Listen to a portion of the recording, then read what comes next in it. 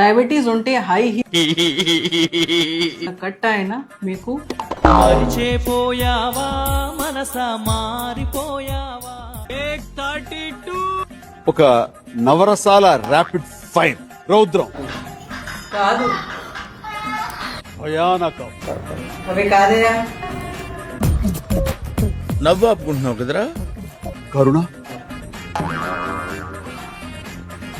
ఏం ఈ పనుల్లో కనిపించలేదు. హాస్యం ఎమర్జెన్సీ.